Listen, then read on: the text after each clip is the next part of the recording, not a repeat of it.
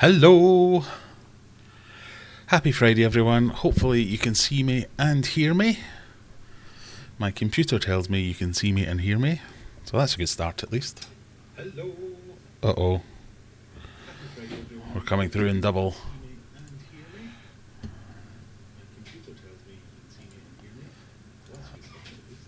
Right, that's that fixed. Let's try that again. Hello. Happy Friday. Welcome to the Aquarium Adventures live stream.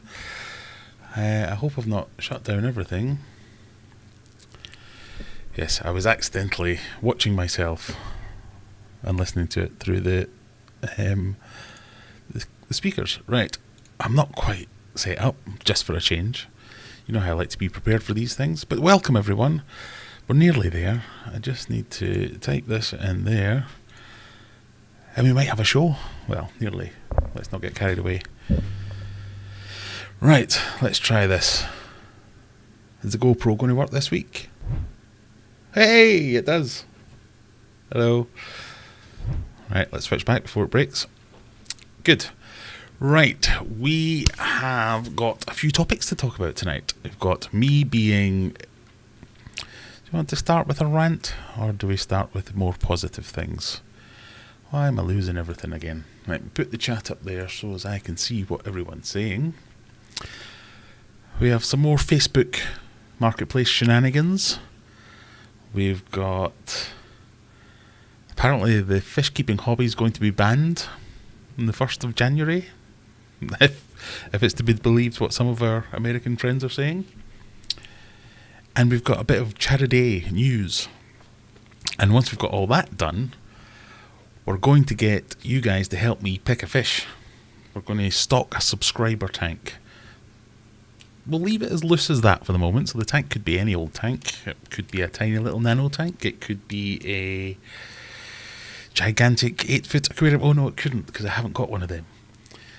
I'll come back to that. It could be anything. We're just going to pick a fish. That's the first fish that we're going to pick to go into the subscriber tank. Might not be the last one.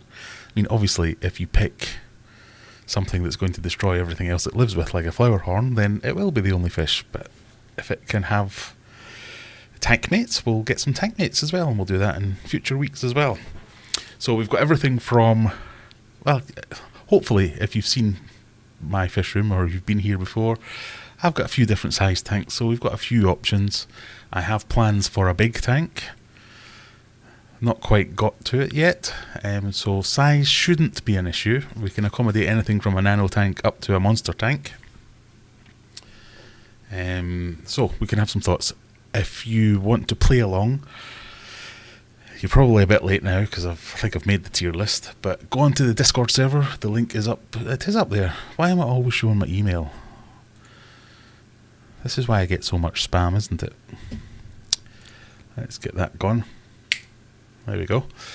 Link to the Discord's up there. Join us on Discord. If you have an idea of a fish you'd like to see someone else keep and fail miserably with, stick it in there, and that might be one that we choose. But we've done it before with what's the best type of fish tank, what's the best type of fish, what's the best whatever, and eventually you all screw me over and don't pick Discus, but eventually we come up with a consensus. So we'll do the same sort of thing, hopefully.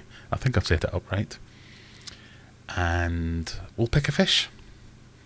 So that's something we're going to do. We're going to talk about the Lacey Act. I think it's the Lacey Act. I've now forgotten what it is called. I've written Lacey down on a bit of paper there. I'm assuming that's what I meant by that.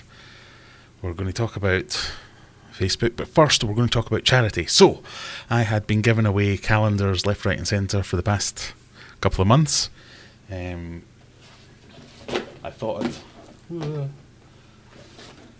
I'd given away so many that I didn't have one for myself, but I have got one. And I made a bit of a throwaway comment before Christmas saying anyone who buys one of these will donate the proceeds to charity. So I think I put them up for like £6, thinking that maybe £3 or £4 from each calendar we'd be able to put into some kind of charity. I didn't think about it any more than that. I also didn't sell very many, so I think I sold 3, and a grand total of 3. So I've taken that money, I've added a bit more money. I've taken, someone made a super chat last week I've added that in as well and just bumped up a bit. So I've stuck in, I think, about 40 quid, 50 quid, 40 quid. I'll show you a link in a minute. But we've chosen the charity. So autism is a subject close to my heart. A few other people in the chat had mentioned that was something that they had affected them, someone in their life. So we've chosen the National Autistic Society as the charity, and I've set up a Just Giving page, which I will now frantically look for the link and test before I paste it into chat. So if you want to donate, I mean, this isn't like a charity stream or anything like that, but if you want to donate, I think that might be the right link. It's all going so well. I'll stick the link in here. You can jump on there, give £1, £2, whatever you want, whatever you feel comfortable with, and that will raise some money. It will make either the people that are suffering with autism, is probably the wrong way to phrase it, people who have autism or living with it, or the people who have people in their lives, make it a little bit easier for either of them. It can only be a good thing. They've got loads of resources. It's a website and charity that I've used myself to learn more, look up things. So I have no problem using that. So that's the good cause that we're going to go with. And like I say, I'll stick the link in chat. If you do donate, something should come up maybe here saying Jim Blogs has donated £5 billion. If Jim Blogs does, that might not work, so let's not pin all our hopes on that. You can go onto the Just Giving page, and you should be able I don't know what I've done there. In fact, let me show me desktop. Let's go on Little Face.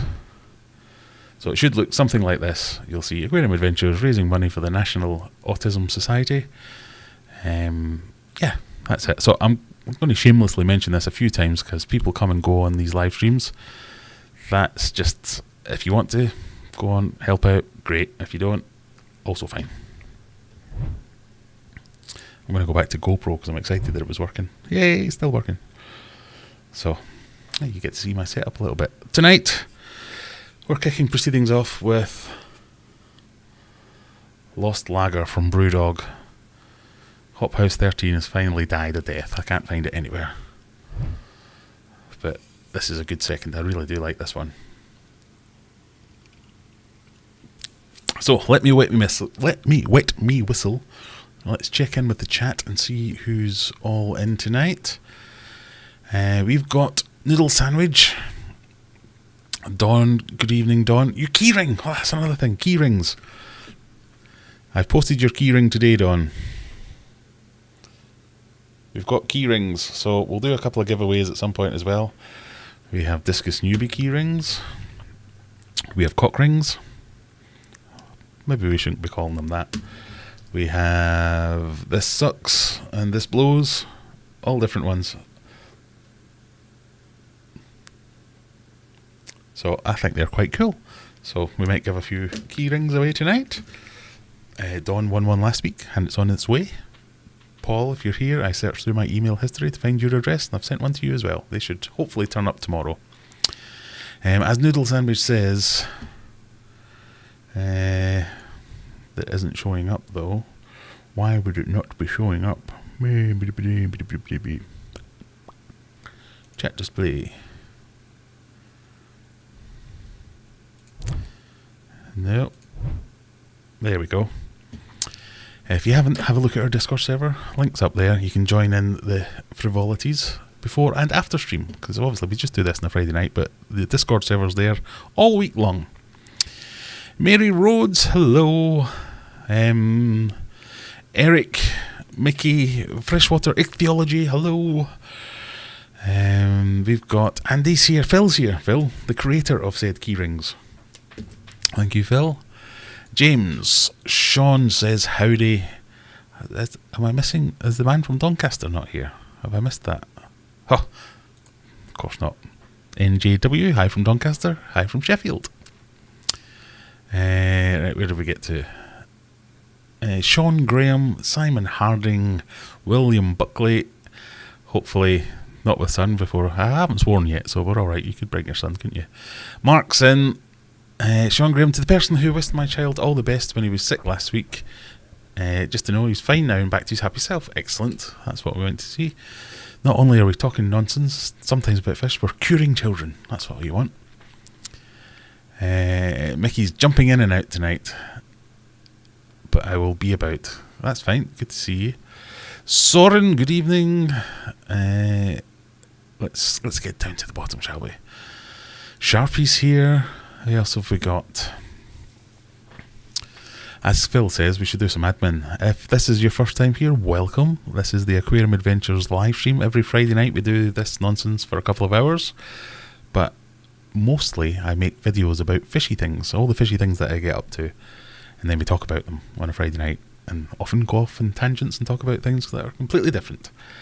But if you wouldn't mind, if it is your first time here, there is a subscribe button down below. You can click it. It's free, doesn't cost anything. Click that subscribe button. Click the like button. We like to get liked. That's always good. The all mastering YouTube algorithm likes to be liked. If you really like it, you can join. There's a join button down there. If you join up, that does cost money, but you will get access to all kinds of emojis and things like that to use in the chat. If you join as a hero, you get 10% off anything at the website. If you buy any merch, like the fantastic cock hoodie that I seem to always be wearing. Every video I've made for the last couple of months or live stream I've been wearing this. I have washed it every now and again. So 10% off if you become a hero member. Go and watch the video. That's all we really ask. So if there's something you can click it. That's all you need to do. Plenty of mods on tonight. Good to see all the mods. Kaylee's in. We haven't even done a giveaway and Kaylee's already here. Urban, good evening, sir. Michelle's here. Stephen, Bazzy B, hey yourself. Sounds good. Oh, I should have confirmed that earlier. Sounds good. I'm glad I haven't been talking to myself for the last 14 minutes. I'm obviously a little bit behind on the old chat, so let's stream on down. Any new names? Callum, hello Callum. We've got Super Chat. My goodness, thank you very much. Noodle Sandwich with a 99p Super Chat. It all counts. I can't believe anybody gives me money, so I'll take it. Thank you. David Pinner, hello from a new subscriber. Brilliant. I've binge watched the videos and learned a lot. Well, thank you very much. I doubt you'll have learned much. I say that as the man that made the videos. You might have learned much by saying, so that's how you don't do it. So I now know how to do it properly. But thank you. It's appreciated. Every view does well. Right, where did we get to? So that was the link. If someone could just click it and make sure it does take you somewhere that looks like a Just Giving page, that would be good.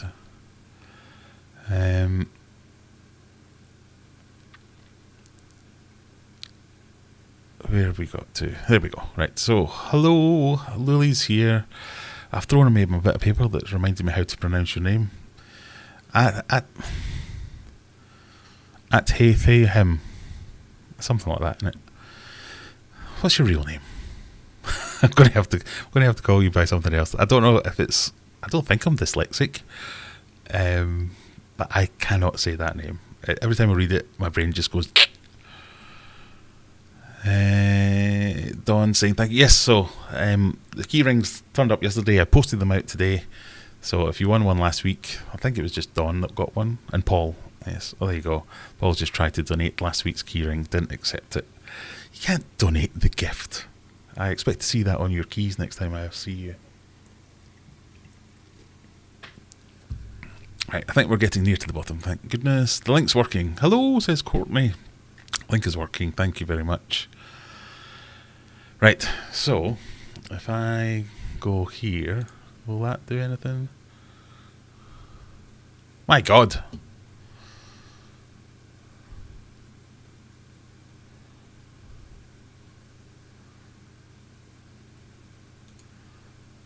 It's already at 130. I can't see it because my stupid face is in the way. Oh, missed it. It came up and said Phil Clark donated, but I was on this wrong screen. Right, we're at £132. I can't believe it.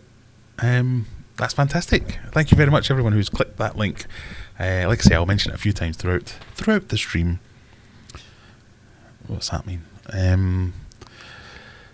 Sorry, when you've got 5 screens to look at, it does get a little bit overfacing sometimes.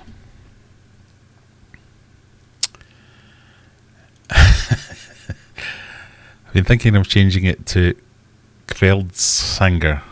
Kveldsanger? I think that's easier. So, we'll roughly stick to the format. What have I been up to? So we've done the charity stuff. Great. This week, I don't know if you saw my last video. My last video was about a Facebook Marketplace win, where I got 2 tanks. There were actually 4 tanks. So it's 2 tanks split in 2. Oh, something's broke. That's the GoPro dying. Got them off Facebook Marketplace for £5 each. Absolutely fantastic. Each tank is basically 2 18-inch cubes, perfect size for breeding angels, discus, just holding tanks, whatever you might want to do. They've got this cool little inbuilt under gravel filter. I have something to confess. So part of the video that I made was like, oh, look at this cool little section at the back of the tank. In fact, let me see if I can find the video, because it might be easier to explain than how do we find my channel. So it's this cool little section at the back where you can put in some media. Looks ideal to set up as an under gravel filter. Let me turn that down. And thought that would be perfect. How do I make that an under gravel filter? Because at that point I hadn't found all my under gravel filters. They're still packed away in a box somewhere. And I thought, I can kind of bastardise this sponge filter. I can move this wire here. I can turn that down. In fact, that's a perfect... Sorry, I just saw something there. That was a good description. So let's go little face. So this is the tank. This bit here is like the section at the back, which is kind of like a section for filter media. And I thought I'll put a sponge filter there, and the legs of the sponge filter without the sponges can go under here. I'll cover it with some sponge. I'll put some biological media on top. If you watch the video, I've already said all this, but anyway, I thought, how clever am I? Yes, pat myself on the head. That's a great idea, Graham. Well done. What I didn't realise is this bit here is already the uplift for an under gravel filter. So it's basically a built-in under gravel filter. And I'm not quite as stupid as I might suggest, because over here it looks like there used to be one. And when I first got the tank in, when I was cleaning it, I thought, that's a shame they've removed the under gravel filter bit. I could have used that, completely ignoring the fact that there was one on the other side. So like a complete tool, I've redesigned the wheel basically.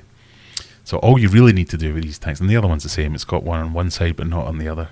I don't know how I missed it. I cleaned this bit as well. It wasn't until somebody mentioned in the comments, what about that glass bit at the side? Is that not for doing your air uplift? So whether you call it an under gravel filter, a Hamburg Matten filter, or something that's a bit in between the two, it's a really cool idea, and I think it works brilliantly as some kind of integrated filter system. So what you do is you drop an air line down here with an air stone, you cover up this with your media of choice, making sure that it starts above there, you have a little void. The air stone pumps air, as air stones do, and the movement of the bubbles fly up here, the bubbles drag some water with them, and the water spills back out, and the water getting dragged up here has to get dragged from under here. So basically it's going through all your filter media and back out again and circulating. Really efficient, really easy, really good use of space. And thick idiot here completely missed the fact that this was built into this side but not that side. But in my defence, there was silicon here as if there was one there and it had been removed. So it wasn't until I started filling up the second one and went, oh, that's great, this one's actually got it still attached. And then looked over there and went, oh, you idiot. And then looked at all the comments going, it's already got an uplift tube in there, you donkey. So, anyway, it was a really good deal. I got basically 4 of these tanks for a tenner. I can't ask for more than that. Absolutely perfect. I thought, my luck is changing. If you've been following the channel for a while, quite often I get a little bit irate or a little bit upset with Facebook Marketplace, which is why we've got stickers that say best price. Normally my failings are to do with selling on Facebook Marketplace, where you'll say something like washing machine, Sheffield, collection only, £10, and inevitably 90% of the comments are, is this a washing machine or a tumble dryer? Where are you? How much is it? Can you deliver? Or, my personal favourite, nothing else other than best price. Like, it's a washing machine, it's £10. How much better does it need to be? It drives me crazy. So I don't sell things on Facebook for the good of my mental health. But I had a look on, I've been looking for tanks, Scottish, cheap. Don't want to buy new tanks constantly, and I want to fill out my fish room. So I found them. I thought, this is where I've been missing the trick. I should be buying things on Facebook rather than selling things. So I found them. Lovely chap. Got to meet him, went down, he showed me his tank. He even let me video a little bit of his tank. I forgot to put that in the video. But we had a chat about his plans and what he was going to do with koi ponds and all that kind of stuff. I was even going, you sure you only want a £5 for these? And he was like, no, it's fine. That's all I paid for them. So great, got them in, got them back, leak tested, worked fine, happy as Larry.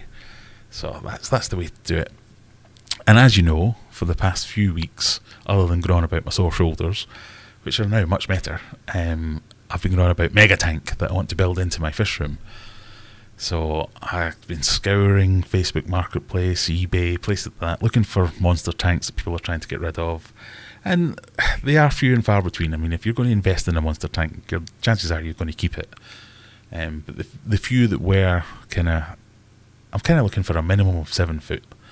But the few that were there were either the other side of the country, ropey as hell looking, or £1 million. Nothing was coming up. Unfortunately, we don't live in America, so we don't get any dollar per gallon sales or anything like that. So second-hand market is the place to be. But I spied earlier in the week, popped up 8 foot by 3 foot tank. What was it, 250 quid, something like that? Used to be a turtle tank. I'll deliver to you. There's a picture of it in the van, ready to go. Perfect. It's going to save me a fortune, because the road I was going down was to build my own tank, so making a plywood tank. But I saw this tank, 250 quid. That's way cheaper than the materials. Even the stand alone would have cost more than that. And I know that because I bought all the materials to put this 8 foot tank on. So we were arranging with the guy. He's saying, it's going to need 6 people to lift it. I'm going, well, it is an 8 foot tank. That sounds about right. So I'm trying to drum up people to come and help me lift it. Said, I'll give you an extra 50 quid if you can find a couple of people. I'll find a couple of people and we'll get it in there. You can basically just back the van right up to my driveway, right up to my garage. It's going in the garage in the fish room. I can take out all the extra racks and stuff that are just holding household stuff. Walk straight in, swing it round, plunk it on a stand that I will now go and build. Yep, fine. We agreed to do it for the weekend. So I get onto Wick's website, buying all my timber. Bought a new chop saw so as I could save myself some effort, because my old chop saw, I think I chopped it. So I bought all the timber, some plywood sheets, all good to go. I think I'll just build a simple stand. And then I remember, I did this before, where I bought I can't remember if it was either described as 120 centimetres or 4 foot. And I bought this tank and it was from this lady, and that was fine. And I did the same thing. I thought, right, I'll just build a stand. Built a stand to the dimension she gave me. I think it was 120 centimetres because 4 foot is slightly bigger than that. And then when I got the tank, it overhung on all sides by like an inch because she'd given me the same thing. So I was going, irate. I thought you said this was 120. It's actually 4 foot. Same thing. Same thing. It's not the same thing, people. So I said to this guy, can you just double check the exact dimensions, because I'm going to build this stand. I've got all the wood ready to go. I've stood there, chop saw in hand, ready to start measuring up bits of wood. And he's like, yeah, no worries. So he measures it and comes back, oh, I don't know how I managed to get this wrong. It's actually only 6 foot. Do you still want it? I was happy that day. I'd basically gone around everyone I know, begging them to come to my house in the weekend and lift something heavy for me. I'd bought I spent like 250 quid on materials to build the stand to put this thing on. And then, okay, I got it out by a margin of 2 foot. How can you mistake 6 foot for 8 foot? So I politely declined, said no thanks, these things happen, at least we figured it out before you got it here. So if you want a 6 foot tank, I mean, it's still not a bad price for a 6 foot tank. If you want a 6 foot turtle tank, still out there, he's in Sheffield and they'll deliver. So I'm left with this stuff, so I think what I'm going to do is revert to my original plan and build a tank. So I'm going to put the stand together for the footprint that I want. I'm kind of going back and forth on a couple of designs. Well, I'm not sure whether I want it really low so as I can put something else above it, or if I want it a bit higher up so I can put a sump under it and have it at a more, what's the word I'm looking for, a more pleasant viewing angle. But I kind of like the idea of it being an indoor pond as well, so if I do, I might keep koi in it over the winter or something like that. So if I did do that, it'd be good to be able to look down on it as well as into it. So I don't know if I'm going to keep koi in it. I might keep all kinds of things in it. I might keep 20 Oscars in it. But anyway, the rough dimensions of 8 foot by 3 foot, I think that's the footprint that quite fits into the space that I've got quite well. Put a couple of windows in it, one on the main side, one on the other side, and we should be good to go. I'm kind of going to copy the design of my new favourite YouTube channel, Aquarium Design. Is it Aquarium Domain? Something like that. I see a lot of tanks, a lot of plywood tank builds that they build a stand that you could put a house on, and then they build the tank itself just with the plywood. And that kind of scares me a little bit. I don't mind over-engineering things, so I think I'll build the stand with the kind of thing you see all over and over again, and then build the aquarium the same way, but just face it with plywood, and then get a bit of fiberglass in the seams, a bit of epoxy paint, and build it that way. Just either buy some second-hand tanks to use the glass for the windows, or source some new glass. I'm not quite sure what to do with that yet, but I think building a tank out of plywood, it will be a good experience. I've built stands before, but I've never built a tank out of wood before. So I think that'd be quite cool, and knowing me, it'll make for some good disaster videos of, I accidentally set fire to my fish tank, or my fish tank collapsed because I don't know how to screw things in properly, or whatever it might be. So I don't know, interested. I mean, I'm still keeping my eye out on the marketplace looking for a tank, because if that was 8 foot and I got it for 250 quid, my conservative estimate of building one is going to send me north of £1,000. Just when you factor in all the things like plumbing and bleeding epoxy paint and cheap, all the little bits will add up. So if I see one that's cheap, I'll probably buy the tank, but if I don't, I'll probably start building it. So you might see that coming soon. So let me know, what would you rather see? Let's see if we've got any catching up to do in the comments. But yeah, let me know in the comments, what would you see? What would you rather do, and what would you rather see me do? I think it'd be quite comical if I tried to build a tank, if nothing else. Graham struggles with English. I don't know what that's in reference to. Having Asperger's myself, it's great to see you raise money for a great cause, from Royston Williams. Yes, if you haven't If you've just joined us, we're doing a bit of a charity fundraising. Losing the button wherever it's gone. As a quick catch up, post a link into the description. We're doing a bit of a fundraiser. The calendar giveaway is finished. We have none left. This is the last one, I think. I'm keeping this for myself. So I did say when we started selling these, I'd give all the profits away to a charity. We've chosen the charity. It's the National Autism Society. Stick that link in and we'll see how far we can get. We were at £132 last time I checked. 173! My God. We might even make the target tonight. I only set 200 quid on it. I thought nobody's going to give any money to this. This is silly. But thank you very much, everybody. So a charity close to my heart. I know a few people I've talked to who are subscribers and members and have joined the live streams. They have people in their lives with autism.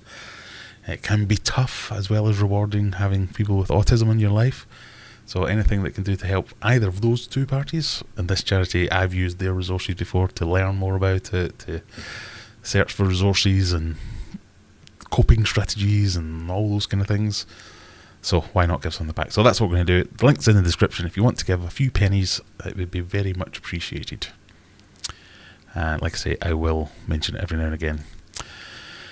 Under gravel filters, my worst name. I quite like under gravel filters. I think this one is more of a Hamburg Matten filter type design, or that's what it's designed for. But I was retrofitting it as an under gravel filter as well. But I don't see anything wrong with them. I quite like them. I know they're old and it's not the done thing these days, but I quite like them.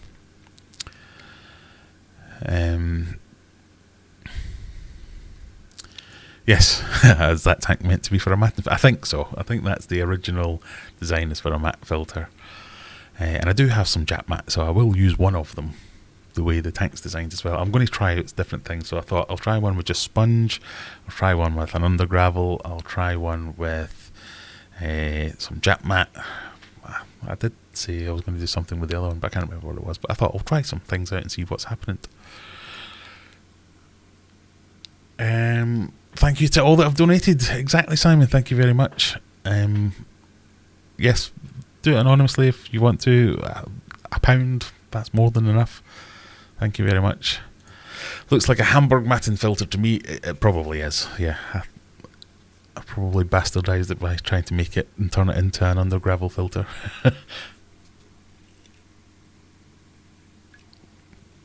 Pardon me. I'm very thirsty this evening. Just had a look on Discord. It's great. It is great. Go and check out Discord if you want to. It's up here. We'll have a look at some subscriber tanks later if you remember. We're half an hour in. We haven't done a giveaway. I'm still talking. Price best, yes, definitely. Rob's Aquarium Room. Hit the like button, everybody. Thank you very much, Rob. That's exactly what we should do.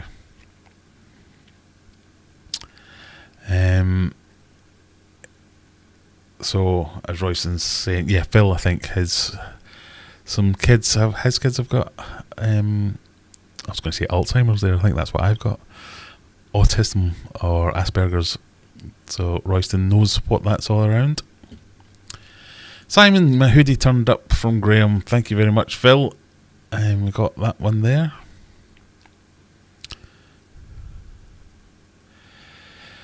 Yeah, 8 foot to 6 foot, 40% out. I don't know how someone can be that wrong. Low but long tanks are nice, easier to change things or catch fishies. That's another good point. I hadn't really thought about that.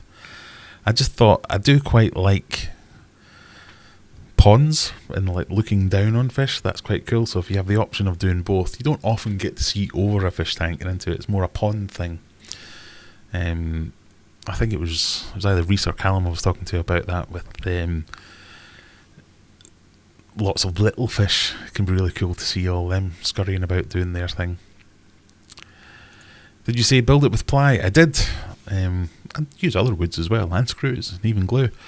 But yeah, I was going to have a bash at building one with plywood, which is ridiculously expensive. I remember building the last tank stand I built with like 2x4s and faced it off with plywood. I think I did the whole lot for about 30 quid. I couldn't even get one sheet of plywood for 30 quid. I lost a bristlenose spawn overnight. Got up to see an empty cave and no eggs. Prime suspects are clown loaches. I don't know. It could be. Often they're quite safe in caves because a lot of things can't get into the caves. So sometimes, certainly with me, I have seen a bit of fisticuffs, bristlenose fisticuffs going on, where another one will come along, kick out the male, and then kick out the eggs and say, "This is my cave, get the hell out of here." And then everything else in the tank just feasts on the eggs that way. But yeah, unless you see it, it's kind of hard to pin the blame responsibly. Oh, I've got a Discus question. I noticed some of my Discus are occasionally rubbing themselves on the wood in their tank. Is this bad? Could they have something? They could. So usually rubbing's a sign of some kind of parasites, potentially. If it's very occasionally, it's probably nothing. Sometimes they just get an itch, like, oh, I need to give my ear a scratch. It's some kind of irritation if it's something they're doing regularly. Things like gill flukes and all that kind of stuff is what people usually jump straight to. There can be problems with their slime coat if they get some kind of infection. They're just trying to shed some extra slime, or they could be clumsy. Who knows? Keep an eye on it. Certainly let us know if it's something that's more than very occasional. I'd start with the usual things. So do lots more water changes. Check the gills and areas like that for any kind of inflammation or discoloration, that kind of thing. And there are treatments, but I'm hesitant to suggest treatments when I haven't seen a picture or know much more about it. So again, join the Discord server and you can post some pictures and things like that and we can all have a look. We are thinking of building some plywood tanks for the shop. We'll wait for you to try it first and see what not to do. That's the service I provide. It's called Aquarium Adventures for a reason. It's me trying something going, so that's why no one else has done that. Let's not do that. So I'll give it a bash and see how we got on. I mean, it feels fairly easy and straightforward. How hard can it be? I mean, they're big numbers. There quickly gets to be big numbers in the forces involved for things like the weight of water and all that kind of stuff. But I need to choose my words very carefully here. I think some people give it a bit too much credence. So like your king of DIY saying, I built this stand that can withstand the force of a hurricane because the weight of moving water. I think that is just a bit OTT sometimes, and it's not the tolerances that are built into the materials used. I think we can get away with a lot less, but we'll try it and we'll see.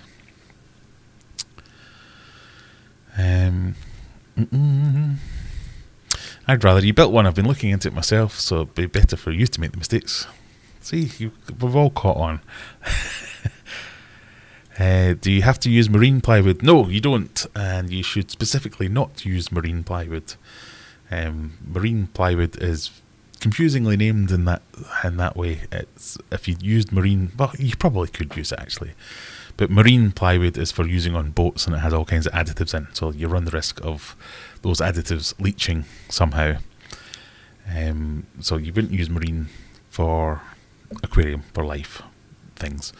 But that said, any aquarium that's made from wood, you have to coat the wood. You can't just nail it together and fill it up with water. So you have to, very simply, there's obviously more to it than this, but very simply, you have to seal it. So you put, generally, I mean, you don't have to do this. I've seen people get away without it, but my plan is you get it framed, you put on your plywood, the seams of the plywood where there are gaps, I'm going to just run, you could just run some silicone down there, but I'm going to run some fiberglass, just the fiberglass, the seams, fiberglass over the screw holes and things like that, just to make sure, doubly sure, and then you get some kind of epoxy paint. Now everyone seems to be going on about pond shield and pond armour. Seems A, very difficult to get over here, and B, extremely expensive. So I've been looking at some other epoxy paints that are for the same sort of thing, for pond linings and things like that. So you have to paint everything in that, so anything that water might touch, evaporate onto, splash onto, you have to cover up, because you don't want the wood getting wet, basically. I'm trying to change 20% most days. Is this the Discus question? Sorry, I forget sometimes. Yes. 20% a day is a fantastic regime. It's definitely not too much. When I have problems with my Discus tanks, I like to do a couple of big changes just to get a lot of water out and replace it with a lot of fresh water. But 20% a day is great. So definitely not too much. I don't know why ply is so expensive in the UK. It's probably the cheapest cuts of wood. Well, if you haven't bought any ply recently, check, because I'm being told by some of my American friends it's doubled, if not tripled in price over there as well. Starting to come back down, I've noticed. So I think the sheet I got was something like 40 quid. And it was nearly 50 quid a couple of months ago. My Discus have free swimmers, congratulations. Day 2, well done. What's the brewski of choice today? It is... put it in front of my face so as it focuses. Brewdog Lost Lager. Quite like this one. Pardon me. I need to have another drink. I caught a frog in my throat. It's lovely.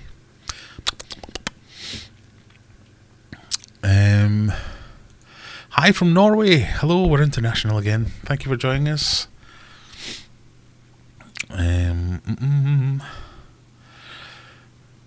Rebecca's giving out advice to someone, clearly. I've missed the start of that conversation. One of my co-workers has a 2,000 litre plywood tank, fiberglass the inside, and it sounds, yeah. I mean, it's a fairly tried and tested method. There are quite a few of them around.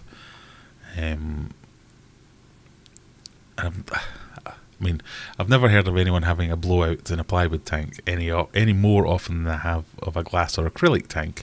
Obviously, there are more glass and acrylic tanks, but still, I've never heard of a plywood tank blowing out. I think everyone just gets a bit scared with them and over-engineers them to the max.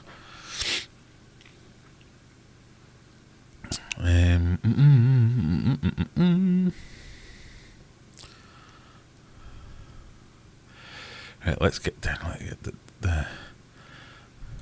My bio is done. My bio is done. What does that mean? Oh, for the website. Oh, God. I dread to think. So, Fishman Aquatics, they have revamped their website, or are in the process of revamping their website. Oh, and it is revamped. And Reese did send me a message earlier saying, oh, we're going to put a bio of you up under the Friends of Fishman, or brands we work with, or something along those lines.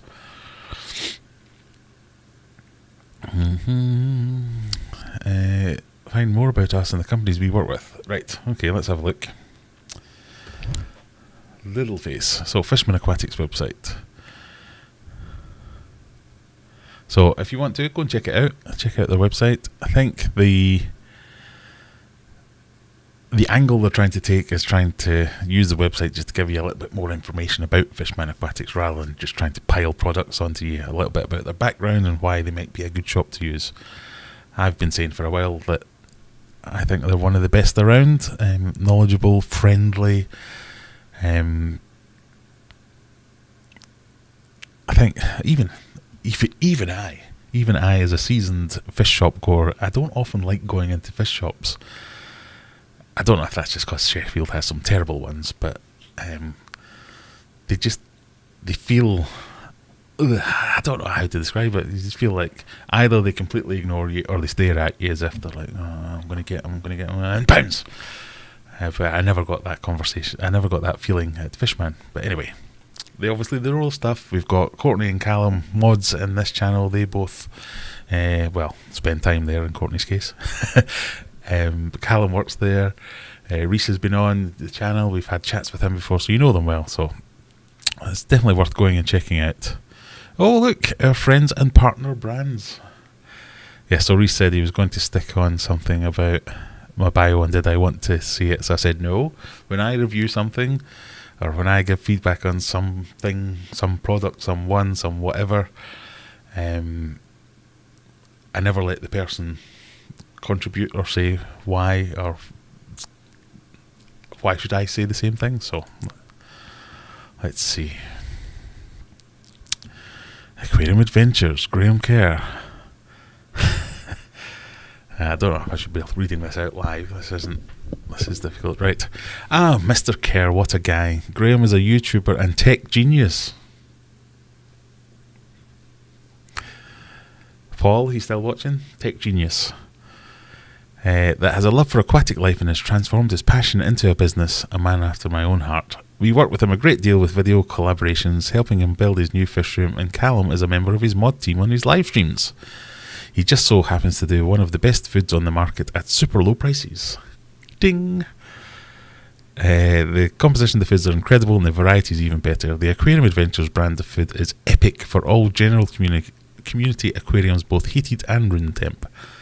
We are the only shop that stocks his food because the relationship we already have with him is a friendship that happened by chance and one that will last.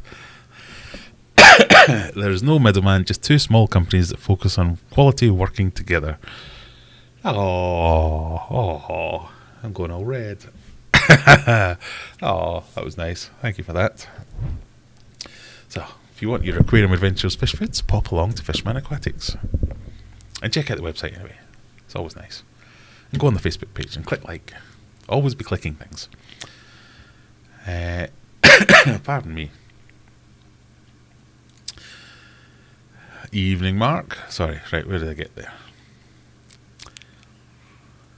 Try Brewdog Triple Hazy. It's amazing, but you only need 2 or 3 as they're 9%. Ooh.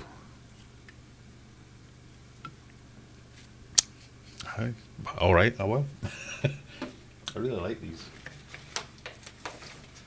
I'm not a big fan of Brewdog, if I must admit, but I like these ones. The Lost Lagers.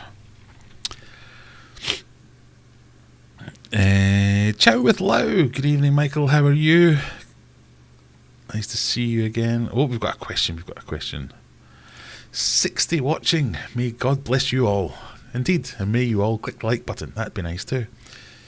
Oh God, I've still got stuff to do. We'll do a giveaway in a minute. Oh, let me open that drink. We've got a question though.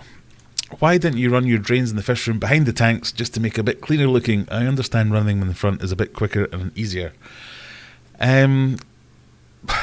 It was a deliberate choice. So I've not actually set up any of the drains yet in the fish room, but I do prefer to run them in the front because in my experience they always leak eventually.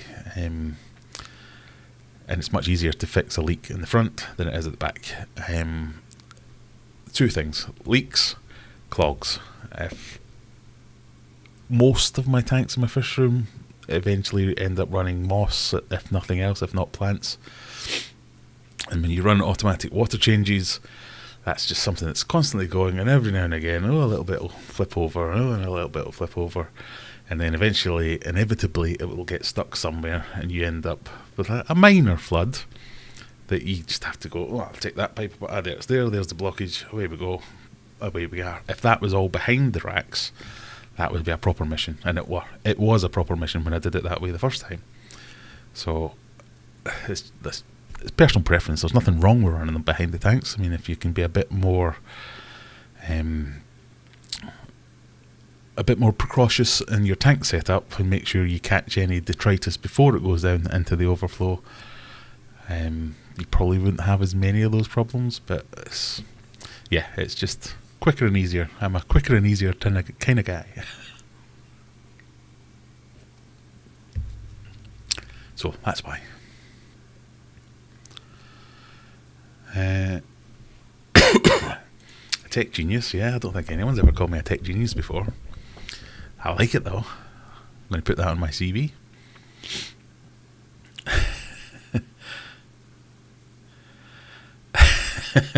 Someone else wrote that. Too many big words for Reese. Alice from Australia. Am I the furthest away tonight? You've got to be. Anyone further away than Australia tonight? We do like to run a competition for who's the furthest away. Have a look at the blog. I will have a look at the blog. Well, not right now. I will have a look at the blog.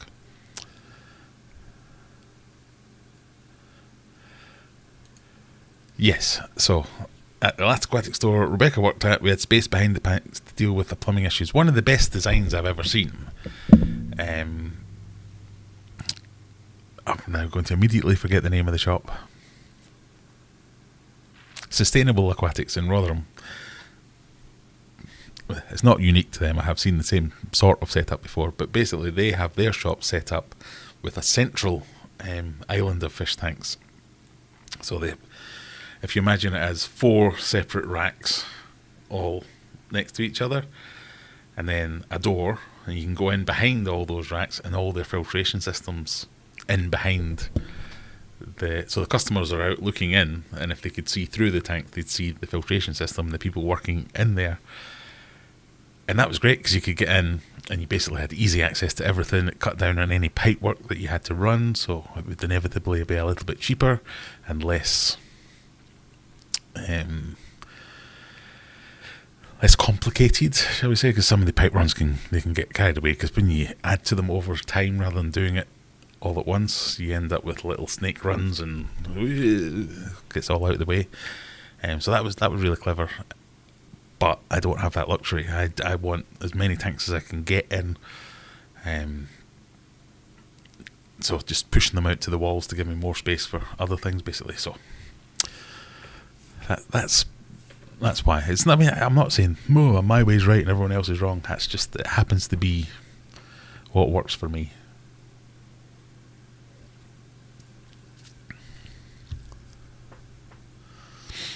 Here's a good question. Who has a fish room, or do most of you just have a tank or two? I have often wondered about that, because I go on about my fish room all the time, as I tend to do. But I'm surprised by the amount of people that also have a fish room. I mean, my old fish room is more of a fish roomette. And I've always been kind of this was a video idea I had for a while, actually, about people who have. There seems to be 2 camps of people. You either have the people who say, right, I'm going to have loads of fish tanks, and they have them all in a shed or all in a garage, and that's their fish room, and that's the way they have it. Or you have people that say, yeah, I'm going to have loads of tanks, but I'm going to have 3 in the living room, 2 in the bedroom, 1 in the toilet, 3 in the hall, 1 upstairs, and they're just everywhere. And they don't like to be swayed one way. I've never seen anybody who has both. Let's put it that way. Right. Another topic. What was my other topic? Giveaway. That's what we're going to do. So, we have a plethora. A plethora? Does it have to be a certain number to be a plethora? We've got cock rings. We've got dirty fingernails. No. This blows. This sucks, and other key rings. So, do you want one? That's the question for the day. Do you want a key ring? Did that work? Oh no, my stream deck's broke. Oh no!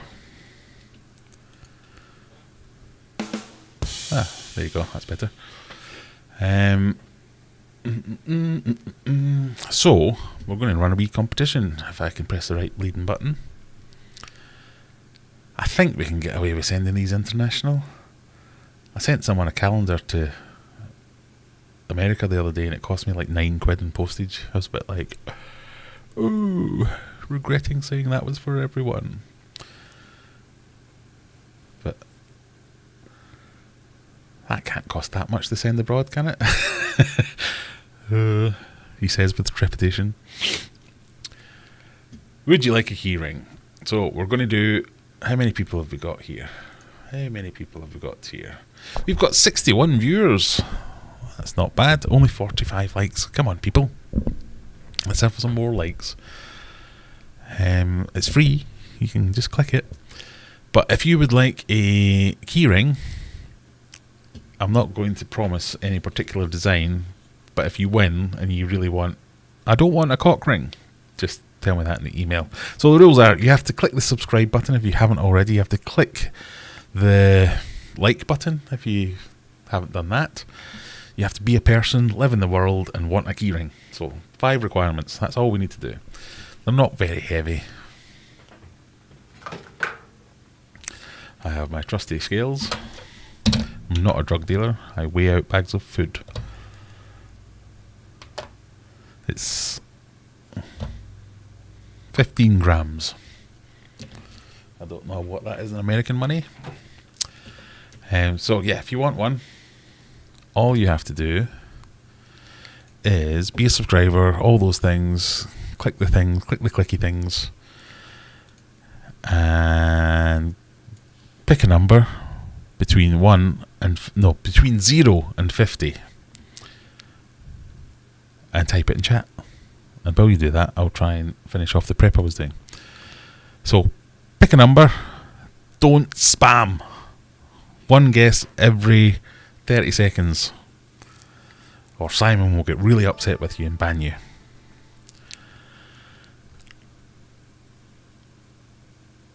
That's all you have to do. Random number between 0 and 50. We'll do this a few times. Well, depending on how long this takes, actually. We'll do this a few times and we'll give away a few key rings. And then, obviously, if you win the key ring, you have to use it on your keys. And every time you open a door or get your keys out or start your car, you have to say, "Oh, you like my key ring?" And the person will go, "What the hell's that? Why have you got a cock on your key ring?" "Oh, well, it's this YouTube channel. It's this guy who breaks fish tanks, gets angry at Facebook, and rants on a Friday night. You should go and check it out." You should definitely click the subscribe button.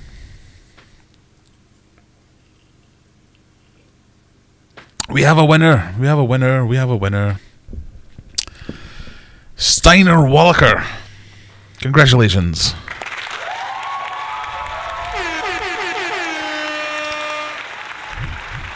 As you can see up here. Congratulations. So, you know the drill. Send me an email to the email address that isn't there. Okay, let's try that again. Send me an email to the address there. Let me know your address and I'll send you a keyring. Congratulations. Right, let's do one more. People are still guessing numbers. How slow am I? Am I like 8 miles behind? Let's try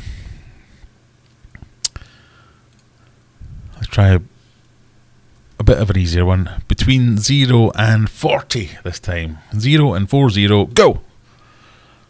Pick the number and see if you can win. Well, I go back and check some comments because I'm seeing something. Would or have you ever done a blackworm farm? Oh, I haven't ever done a blackworm farm. I've done like microworms and things like that. By God, they stink to high heavens. But great foods, really, really good foods. So blackworms, I don't know how you would breed blackworms. I might have to look into that. Don't you have to keep them in the fridge or something like that? I'm sure I read something about that. A hatchery for live food. Yeah, that might be a little project for me. Oh, we've got another winner. Congratulations, Sean Graham. Sean. Oh, it's looking a bit spammy, Sean. 10:01 and 40 seconds. 10:01, 46 seconds. 10:01, 51 seconds. Oh. Simon, what do you think? Should revoke keyring status. No, we'll give you one. Send me an email. Although, that's the last warning. If that happens again, you're not getting a keyring. So the next person, this is the last one for now, next person to win one, if you spam, you ain't getting no keyring. So, last chance, 0 to 40, go! And we'll give away one more keyring. Pardon me. No spamming.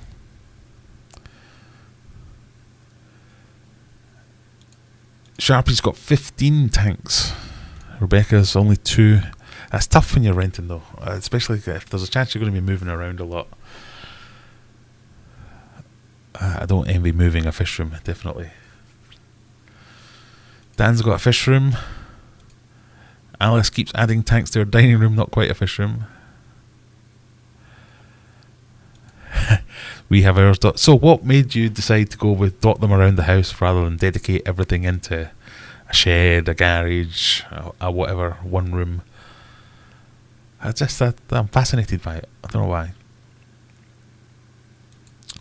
Soren's got 1 5-foot tank and 2 smaller breeding tanks and a small outdoor pond. We have a winner. It is James Wilkinson. James, congratulations. As always, email if you have any particular preference for what kind of keyring you want. Put it in the email. Just tell me where you live and I'll send you one. Congratulations. I didn't need to press that button, but okay.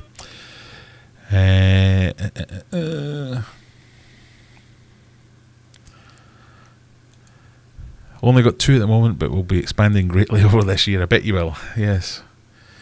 Craig Broderick, g'day everyone. Have we got 2 Aussies in the house today? Or is that a ironic g'day?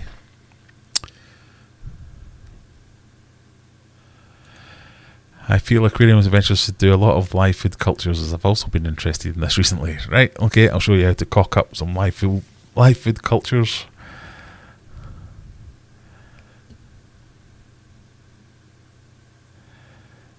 Would love a key ring. I will give away some more later on. Heavier than a calendar? No, the calendar's like 200 grams. But it all comes under the same... I just had to let cock ring through.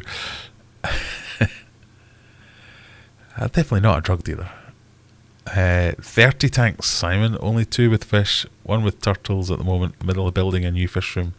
It's a great time building fish rooms, isn't it? Right. Oh, we've cracked the hour. I'm now just scrolling through numbers. Bear with me, we'll get there at the end. Have any Americans in? Right, Americans, show your hands. I want to know how offensive I can be. Americans, make yourself known. I mean USA Americans.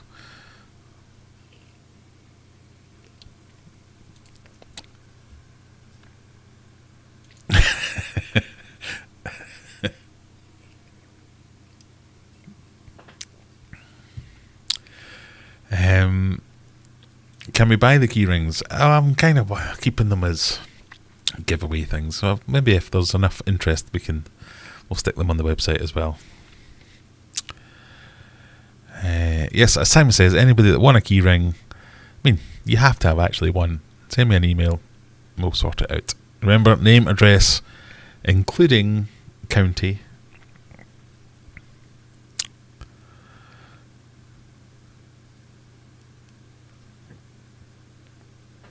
Pardon me.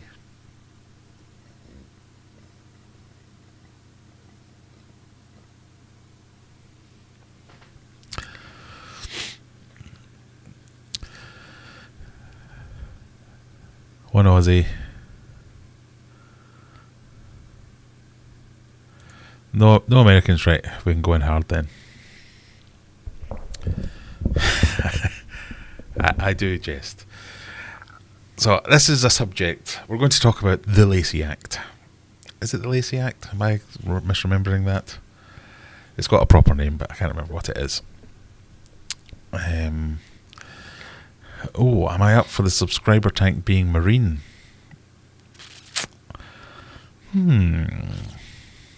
No. Maybe. No. Oh, I don't know. I don't know now. Well, I have set up a tier list bracket fight type thing, and they're all freshwater. So we'll see. Maybe. Oh, someone from Michigan. Right, okay, will be nice. So, the Lacey Act.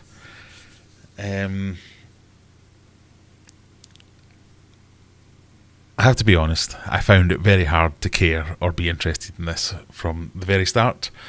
I kept seeing things popping up on my feed, whether it was Facebook groups, whether it was YouTube channels, blog posts, whatever it might be, and they were all kind of along the lines of, oh my god, it's so terrible, our hobby's going to be banned, and like proper clickbaity titles, which maybe that's why they were doing it. Clickbaity titles of the 1st of January 2023, no one will ever be allowed to keep fish again. And this is so hard for us. Oh, the fish is, oh, they're not going to be able to ban all fish, no importing of anything. And I was like, whoa, that sounds quite serious.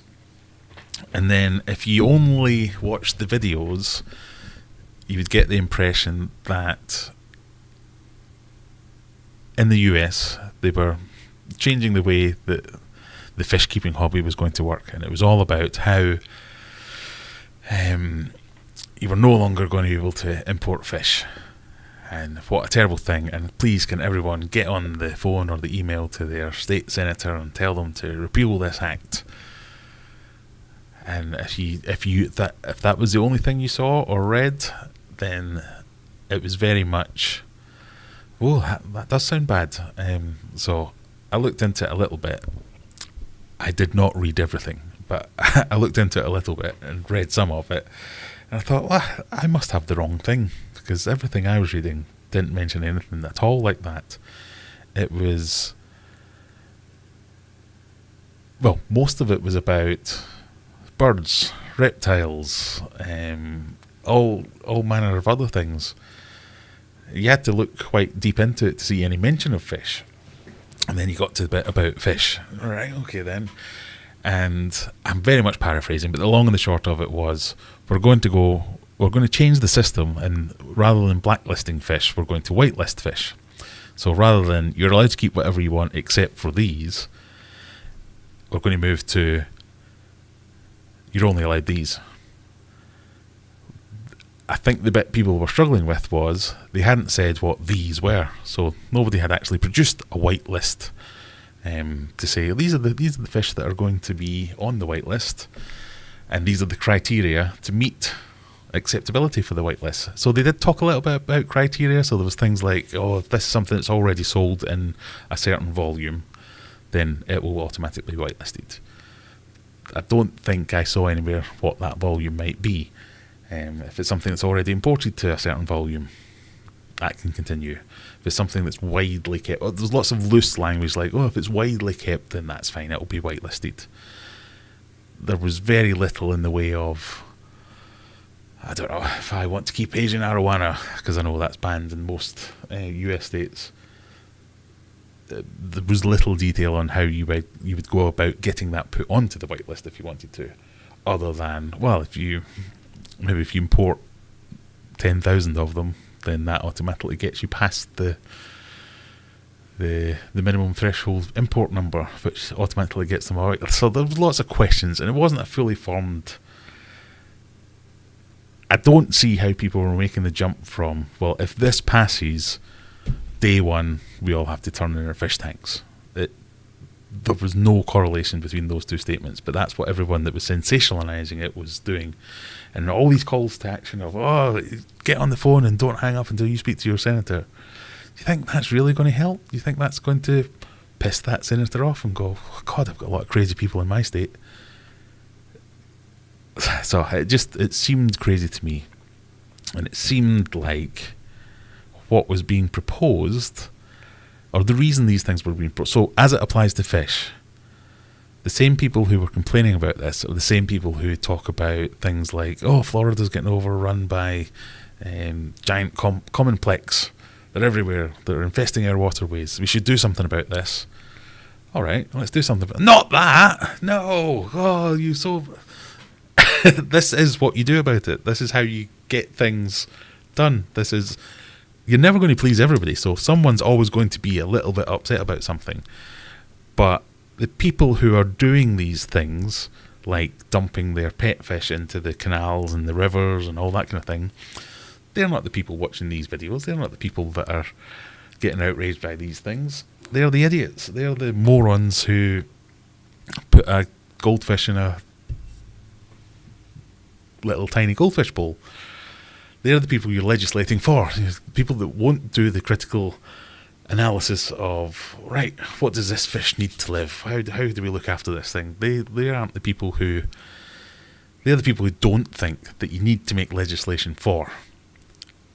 So I kind of thought it was a good thing that they were doing that. And it's very much like the system most of the rest of the world, or certainly over here, use. Whitelisting rather than blacklisting. So I couldn't get it, and I couldn't get the... It seemed very much to me like a few years ago over here, they changed one of the rules about selling fish. So there seemed to be a blanket ban on selling fish. And if you wanted to sell fish, you had to get a pet shop license from your local council. And there was lots of criteria released. And I did it. I went through all this. You had to get a license to sell animals. And even the inspectors, when they came to your house, were a bit like, oh, fish. I don't know anything about fish. So you had to meet certain criteria about good husbandry, welfare, all that kind of stuff. And they were just like... this is really about puppy farms. We're not really that bothered about fish. It just happened to apply to fish. That technically, everyone used to get away with it under the, well, I'm selling my breeding project, so that's fine. And I think there was a clause that allowed for that to happen. But the legislation that was brought in was to stop puppy farms, to stop kitten farms, to stop these horrible, vile people making loads of money by grossly mistreating all these animals. And they just happened to have a little section about fish that the people who were really into fish got all upset about. So I can see why this has affected those people. But at the end of the day, all I had to do was get this license. Now, because it was in Sheffield, it was bloody expensive. And patently ridiculous that I had to do this, because even though I did that, it didn't stop the guy down the road from me continuing to sell that, because nobody was policing this. Nobody was looking for people that were selling without a license.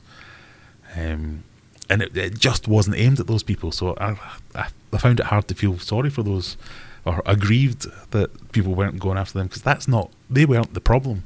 The problem were the people who were mass producing and mass mistreating their animals that they were trying to sell, not the few good people in the hobby who were doing well. So I think this is the same sort of thing. It's an act that's not targeting the people who come on these live streams to find out more about fish. They watch fishy videos on YouTube all day long to find out about the fish that they're keeping or researching fish. It's not for you. It's not meant to affect you. If you get swept up by it, fine. You get to feel a bit aggrieved about it. But you're not the target. And I almost guarantee, touch wood, you won't be affected by it. There's people saying, oh, this is going to be the end of the rare guppy hobby, or the end of the rare... one of them was... one of the ones I watched was going on about rainbow fish and various other things. Saying, oh, we just won't be able to get them anymore. It's nonsense. If you can get them now, you'll be able to get them then. And if you can't, aren't there other fish? They're not going to come round to your house and empty your tanks into the street. If you've got those fish, that's fine. You're going to have at least a year to get this sorted if you want to bring in a load of them. And they're patently not going to do that, because the bill doesn't have any of the detail in about what... So everyone's protesting about something that doesn't have detail in it yet. It doesn't say what they're going to do. It's setting out some vague guidelines at the moment. So if you were wanting to get all irate about it, you have to get irate about that bit. So make some suggestions, not complain that this is all wrong, because it's not all wrong. It's being done probably for the right reasons and for a good reason. It's just lacking detail. So your questions should be around the detail of, when will we find out this? Will we have enough time to appeal anything that we disagree with? Enough time to digest the information before it becomes a bill, before it becomes law. But the general premise of it is kind of fine. So I don't see why everyone was getting so... I kind of do. It's... I think part of it is some people are really invested in their hobbies. So part of it's that. Part of it is a lot of the places that are making videos about it and writing articles about it have a vested interest in making that article or video sensational, because more people will watch it if it's a bit sensational. So I kind of get it from that angle. But I think some people are also just getting a bit carried away. There are bigger problems in the world, probably. But I don't see how we have... The general gist of this is to root out some bad practices. And how can that be a bad thing? They can root out bad practices badly, but they're still trying to root out bad practices. We can help them and encourage them to be more effective at rooting out those bad practices by growing our community.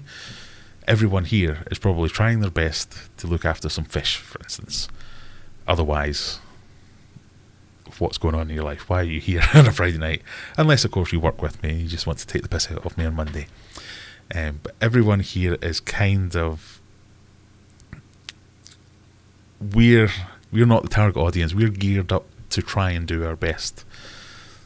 We have to legislate for the ones who aren't geared up to try and do their best, to make sure they don't accidentally buy a red-tailed catfish and then go, oh god, that got big, quick, let's chuck it in the local river. I think that's the right way. I think that's the right thing to do. I don't know. Maybe you don't agree. Let's look in the comments and see if anyone does agree. I just thought it was interesting. I thought I seem to be on the wrong side of this, because every video I've seen has been freaking out about this. And I thought about making a video about it and thought, I kind of had to double take and go, I've not found any videos that think the same way I do. And then I think it was Rebecca suggested in Discord we discuss it in the live stream. I thought that'd be good, because then I can get some instant feedback and you can correct me if I'm wrong.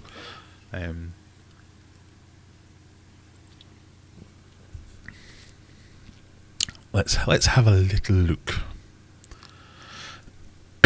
Pardon me.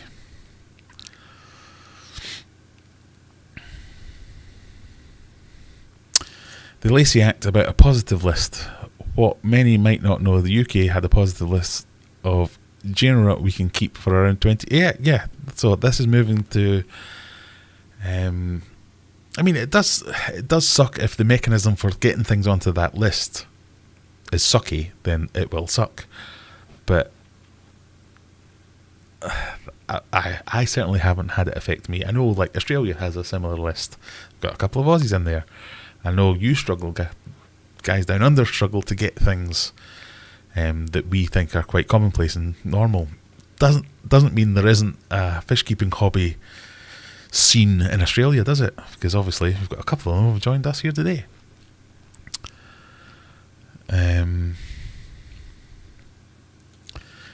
Including country. It's the worst to send mail to the UK. Your addresses are too long. Some crazy videos, but some very informative and sensible. I must have just missed the sensible ones then, because I didn't see any that were anything other than, everyone get together, we must revolt, let's storm something. I don't know what to storm, but let's storm it. I could become an underground fish cult, yes. Not bad. Oh, no. Oh. So, yes. I decided to cut my hair tonight. And luckily, the GoPro has now died. I'll just double check that. Yep, dead. So I can't show you. But I was cutting my hair with my clippers. This is a complete tangent from what we were talking about. I've had this hairstyle for like 25 years now. I started going bald when I was 20. So rather than go to the barbers, I've just had a good set of clippers. Zip, zip, zip. Every couple of weeks. Job done. So I was there. Zip, zip, zip, zip, zip. Ping. Zip.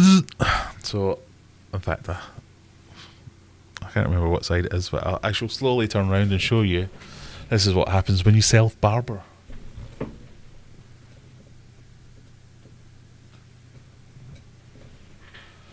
I don't know if you could see that, because I can't see that when I'm looking. But it'll grow back. I'll just have to go even shorter.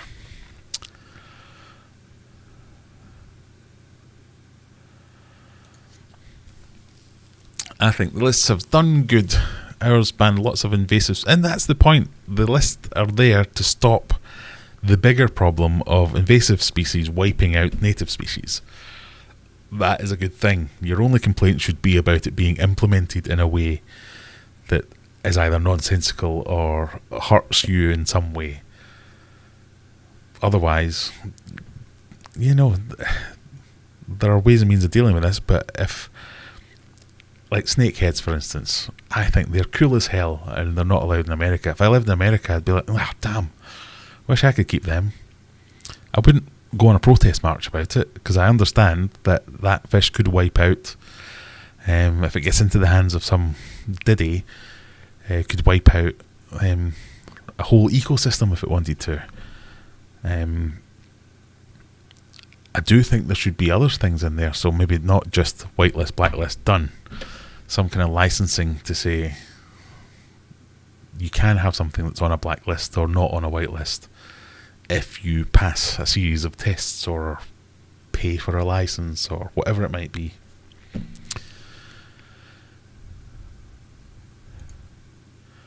Sorry for the spamming. I'll send you something that only a very select few have and is also fish related. Oh, I didn't see any spam. It's because my moderators are too good. But yeah, go for it. I love being sent stuff.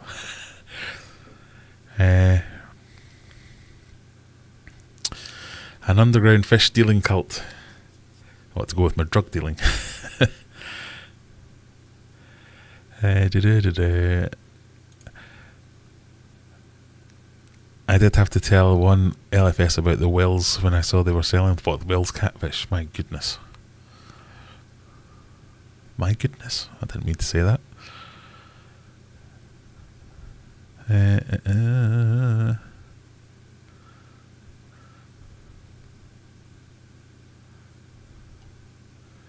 Sorry, I'm just trying to catch up.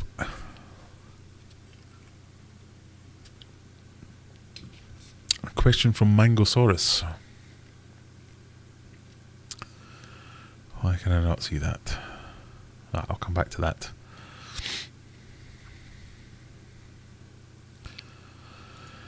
We're still waiting for our license before we can start selling our fish. Council takes it. Oh, just as well didn't go down trying to buy some fish then. I did not know that.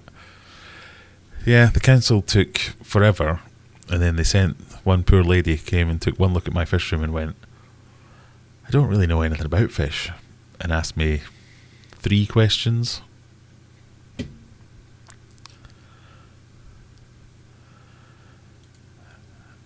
The only people I know with issues with the pet licensing is hobby drama. You can't diss pets at home. They have a good principle regarding fish. They ask for experience and how long the tank has been running. Yeah.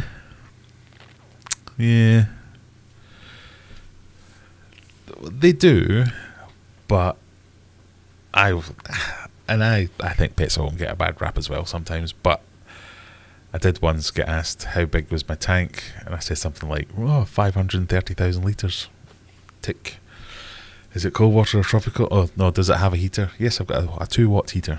Tick. So you can say whatever you want, it doesn't really matter.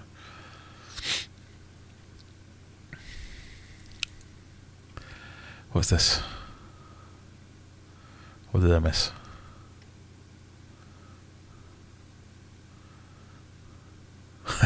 Alright. Can we not just ban annoying fishy things?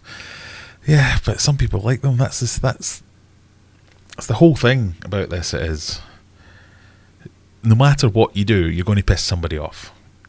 You're either going to piss me off or you're going to piss Joe Blogs off. So obviously I'd like that you pissed your blogs off and leave me alone. But, you know, that's just the way things happen.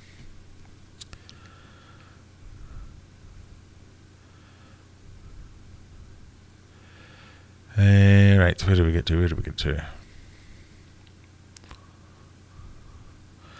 Being reasonable doesn't get views. Don't I know it? That could be the thing. And that's it. A lot of the things that are sensationalizing this is because it's a platform that rewards sensationalizing things. So I kind of get it, that one.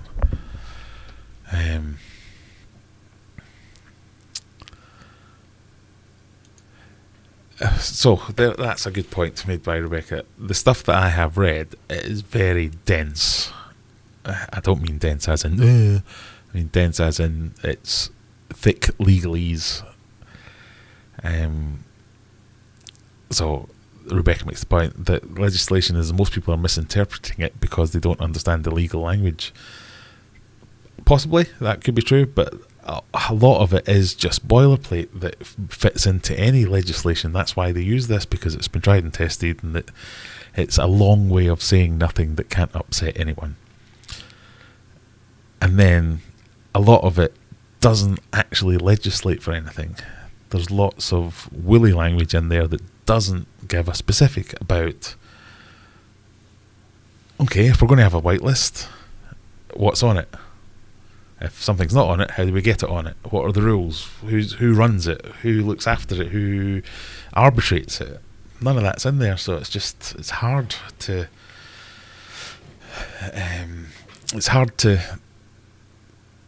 have an opinion on it when there isn't anything actually being presented to say, oh no, that's nonsense. It's essentially saying we're going to do some stuff to try and make things better. What stuff? We don't know it yet.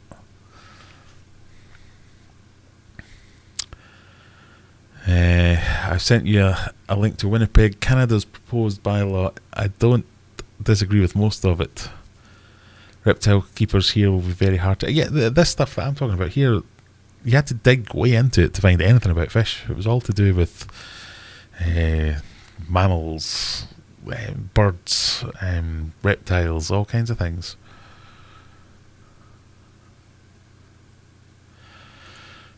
Chung of the Waterbox channel had a sensible video, and Joel had a good talk about it. So I obviously need to search longer to find the sensible ones. Pardon me.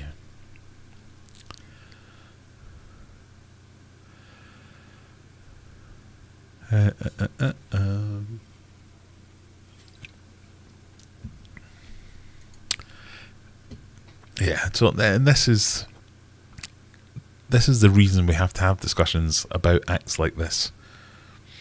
So the comment here for anyone not looking at the screen: quite a few years ago, an aquarium shop closed down and dumped all their fish into the local canal. Hot water from Pilkington's glass was pumped into the canal, and it was a nice 70 degrees all the time. That's quite obviously bad. So that's the kind of thing that we're trying to stop happening. So one of our Australian colleagues here, pea puffers are super hard to get. $250, my God.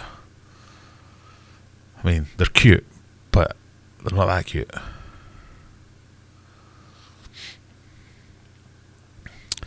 People are far too quick to jump on the stick. I mean, I'm all for sticking it to the man when sticking it to the man is appropriate. I'm no great fan of regulation, but I'm also no great fan of knobheads running about doing whatever the hell they want to do.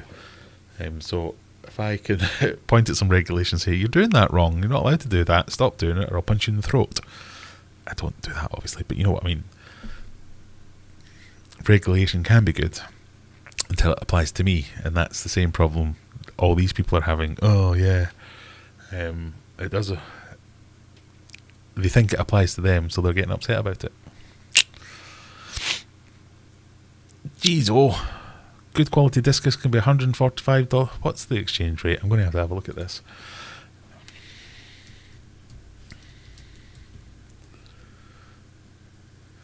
$1 Australian is 53 pence. So about half the price. God, that took me a long time to work out, didn't it? So still expensive, but not as expensive as I first thought. Corey from Aquarium Co-op and Waterbox both has reasonable views. I'll need to go and watch those ones to make myself feel better, because all the ones I saw were all about, it's all going to die. I was like,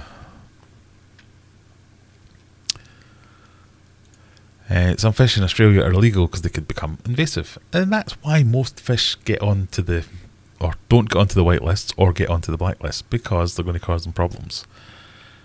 I mean, when you think about it, does it really matter whether it's a white list or a black list?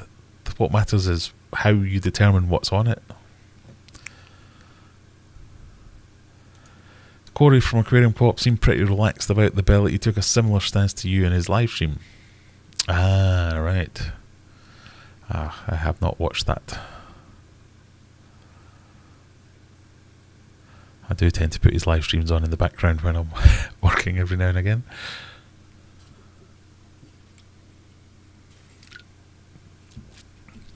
The Asian carp, so David mentions here. Again, a good reason to legislate. Not really applicable to the aquarium hobby, because there's not many hobbyists buying Asian carp for their home aquariums. And that's probably to do with the sport fishing people and their poor husbandry skills or biosecurity and that kind of thing.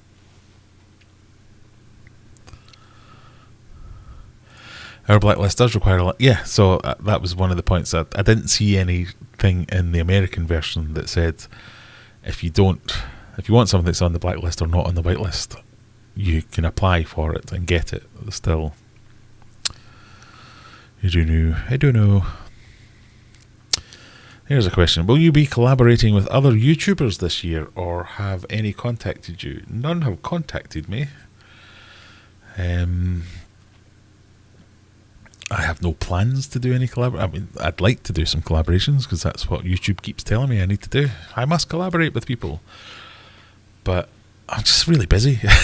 I'd love to do it, but I feel like if you're going to use collaborations to advance your own YouTube career, you have to be the one that comes up with the ideas for the bigger channel you're going to collaborate. So if I was to approach a bigger channel to say, let's do something, I feel like I'd have to come up with some kind of plan or something that would be good, natural, not clearly clout chasing, fun, engaging, useful for both parties, and that takes some planning, and I don't have the brain space to do that at the moment. But I'm not against it. And there's a tip: if any smaller channels than me want to collaborate with me, that's what you have to do. You have to do the groundwork. So if you come with them, I'm happy to collaborate with channels of all sizes if you want to do that. I saw a video of someone in America talking about the license idea for aquarium keepers. Not a bad idea. Here in Australia, we have to have a reptile license to keep them. It's not a bad idea, because it puts off immediately 99% of the chancers. The people who are like, oh, wouldn't it be cool if we just had a reticulated python? 6 months later, that got big, didn't it? If just applying for a license will stop 99% of them. So I don't see it as a bad idea.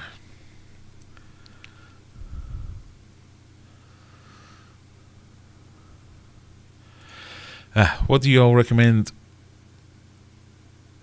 Recommended medicine for internal parasites for discus. I would start with worming. Depends. If you're... I can never remember. Internal and external, I get confused. Are flukes classed as external or internal these days? I would start with something like the cloverleaf wormer. I found that to be very good.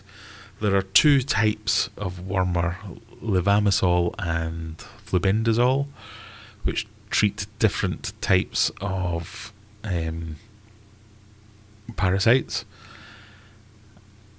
I can't remember which one does which, but I would start with looking at the wormers. I've always used the Kasuri wormer. It's like a koi one, until I found that I couldn't get it reliably, and I wasn't sure I wasn't being scammed, because the packaging kept changing every time I bought it, or it was just a bit weird. So cloverleaf, the absolute products. They sent me some Cloverleaf Discus Warmer Plus. That was very good.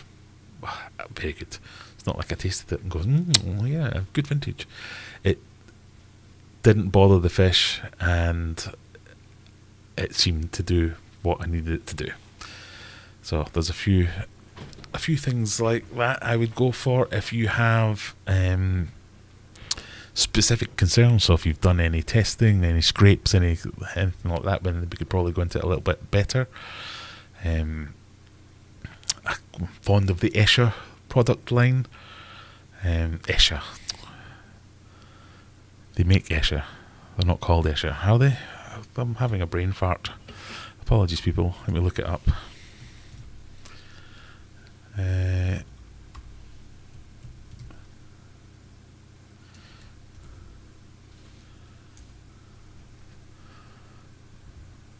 Oh yeah, that is Escher. They have a range of treatments for various different things that I've found them to be quite good. But again, it really... pictures is always good, videos is better, scrapes is best. But if we know what's going on, we can... I really don't like giving out medication advice because my brain don't work proper. Brain no worky sometimes. And quite often I'll say something completely stupid. So I don't really like giving out medical advice because I'm not a physician. But the amount of information you give me is often not enough for me to give information back, and I like to go away and check things out and make sure of my thinking and I'm not confused something with a different thing and all that kind of stuff. I don't think well on my feet. Pardon me. NT Labs Anti-Fluke and Wormwood. Yeah, that not one I've ever used actually, if I'm completely honest. But again, internal parasites cover such a wide gamut of possible things. I'm hesitant to say, oh, use this, because it might be nothing to do with that, and you end up killing your fish or making it worse.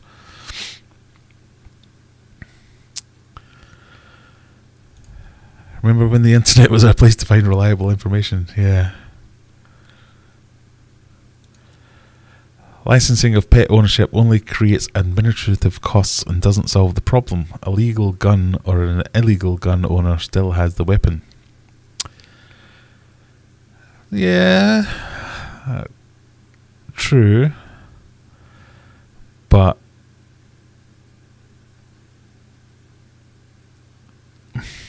what am I trying to say here? I think it does solve the problem. I think it goes a long way towards solving the problem. Yes, a legal gun or an illegal gun can both shoot you, but if it's harder to get a legal gun, then it's even harder to get an illegal gun. Therefore, your average Joe isn't going to get a legal gun. You're cutting out a huge wedge of potential people that can get the gun. So if you're really determined, you can get a gun.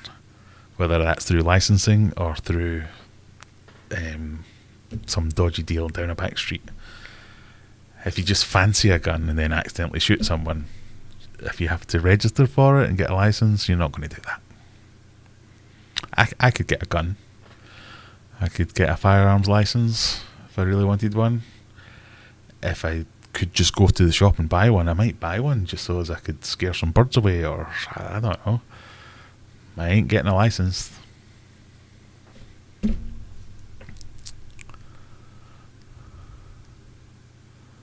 So I don't necessarily think that argument holds water.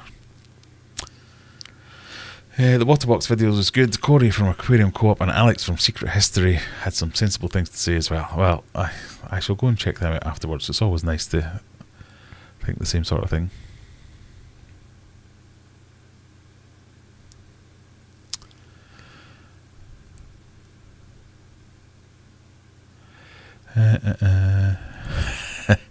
I would love to see a King of DIY collab. Well, he did offer me one.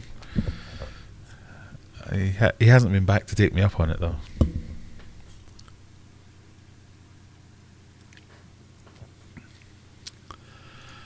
I'll come and cook on your live stream as a collab. Hey, that'd be good. You can come and feed my family. Excellent.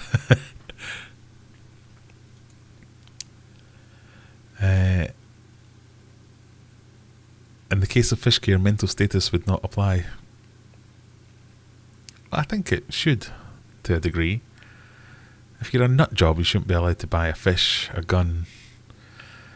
You shouldn't be allowed to buy anything that has a minimum requirement of some level of responsibility if you're a complete whack job. I don't see how that's a controversial opinion.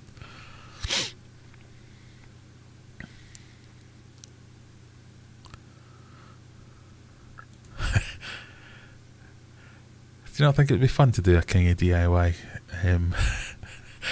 collab? Maybe, I could get him to come and build my plywood tank and my overly engineered stand. Hey, that'd be good. Yeah, let's not hold our breath, people. I don't think that one's ever going to happen. Everyone freaking out about licensing and forgetting about the mad folk keeping tigers. Yeah, you've just blown away my entire point. If you want a tiger, yeah. How's the new Discus doing? They're doing pretty well. I'm feeding them on my soft Artemia food, mostly. They've got over the initial freaking out every time they see me stage. I think it must just be a Discus fish. So it's only ever happened to me with Discus that every time I go into the fish room, they go, "Oh my god, that guy's back!" and they're off. They're now like, "Oh, that guy's back. He's the one that feeds us. Come on!" And they come up to the front and they get a little sprinkle of some food. I'm feeding them my Artemia food, and they're loving that. They're doing well. I've got lots of projects on the go. I've got a few days off next week. I might start one of them, which is sorting out the big tank and get the Discus back in the house.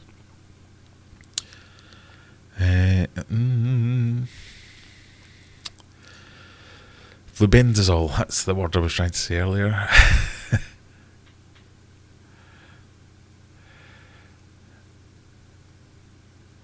Right, I was going to do another thing. Have we got time? It's 11:15. I haven't even done the fish thing.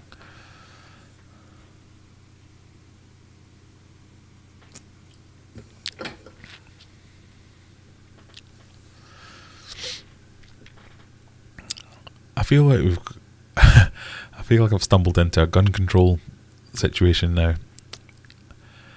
I don't have any strong feelings either way. I refer to my earlier decision of I'm finding it very hard to care about the Lacey Act because it doesn't affect me, and I am that selfish. I'm sure it could find a way to affect me if it was as bad as all the people say, but it isn't, so it doesn't, and it won't. So, don't care. I just don't think it's as bad as everyone's making it. Criminals will always find a way to get things. Never a truer word said. If you want to get something, you'll get that thing, whether it's through applying through the legal and regular channels or whether it's finding the underground dodgy channels. If you want it, and you want it hard enough, you'll get it. This isn't what this is addressing, though. This is catching the chaff. This is casting a wide net to stop most of the problems from happening. I think that's just a slightly different thing. Right, let's check in on the fundraiser. How are we doing? Small phase. We were at £173. As always, if you want to, I think this is the link. I'll put it in chat. Can I put it in chat? Where's chat gone? There we go. We're doing a bit of a fundraiser today. £173 at last check. Has it gone up any? No. That's disappointing. I thought we might get there by the end of the stream. Right, come on people, we'll do a final push. The last 15 minutes. We want to get to the £200 target. I think that would be a fantastic thing to sell, like a poxy little aquarium YouTube channel like mine, that we could manage to raise 200 quid for a really good cause. I think we can do it. Come on, let's have one final push. Links in chat. I think we're going to have to defer the picking the subscriber fish for one more year. One more week. Because technically I haven't set it up, so I would need to do that now, and I think that might take me 10 minutes, and then we wouldn't have enough time to get through all the polls. So next week we will start with the subscriber fish thing.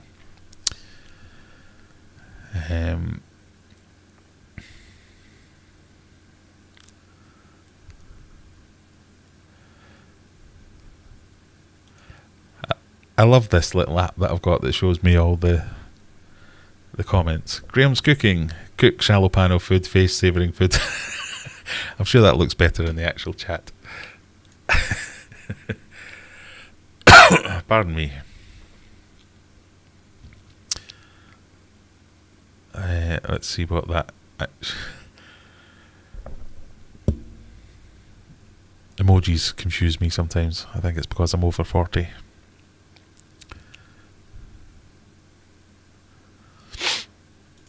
I sound like I need to blow my nose. I have got a little bit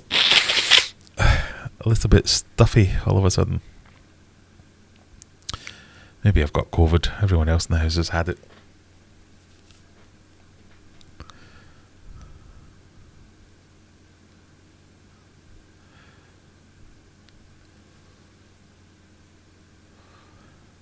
Right, where do we get to?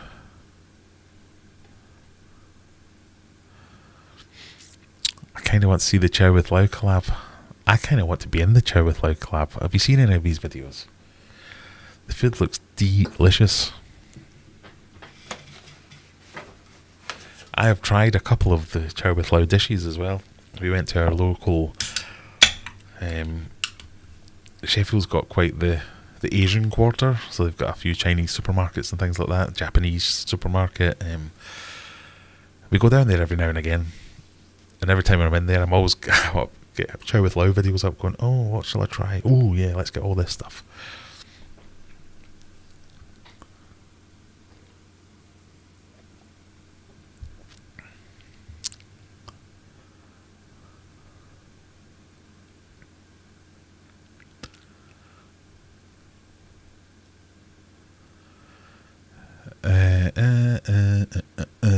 Right, where do we go to?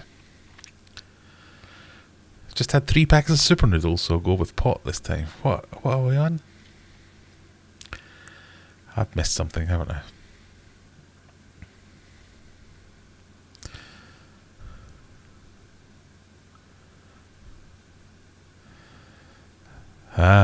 The drooling phase was to do with my chicken nuggets, so Courtney, Callum and Reese came last week to help me sort out my fish room, which I'm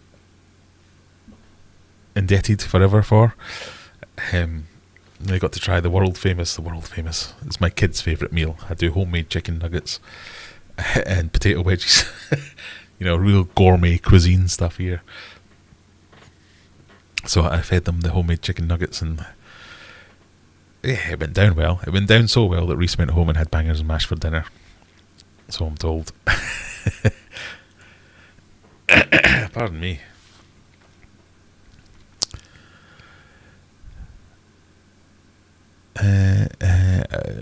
Protozoa can cause infection and be a parasite. A parasite is an organism that lives on another to survive, at least for a period of time.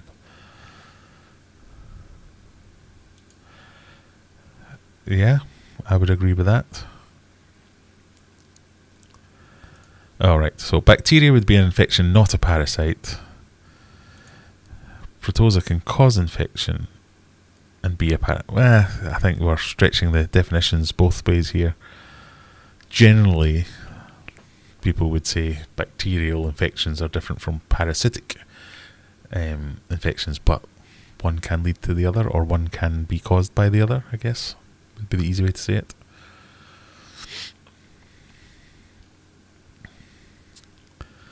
I keep seeing a comment from Simon saying you need to blow your nose and you sound like my mum.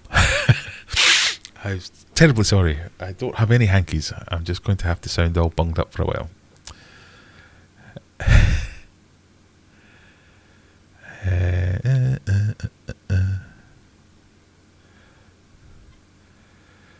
Have I ever tried Discus Protector Quick Quarantine? So the short answer is no. The longer answer is Graham looks up Discus Protector Quick Quarantine. Oh.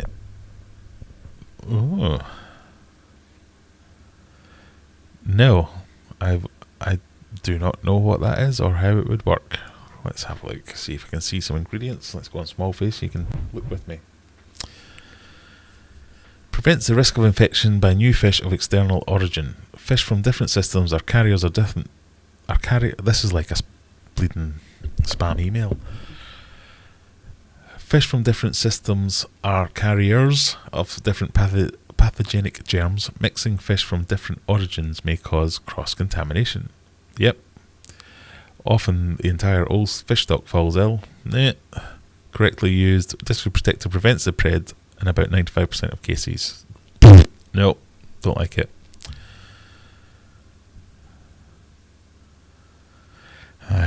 What is it? What's in it? Consists of a wide range of components. Nope. Nonsense. Don't buy it. That's my quick review.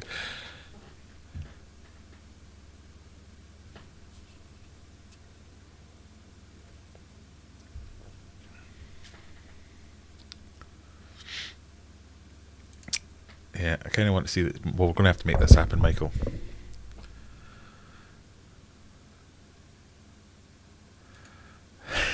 Write it in my voice.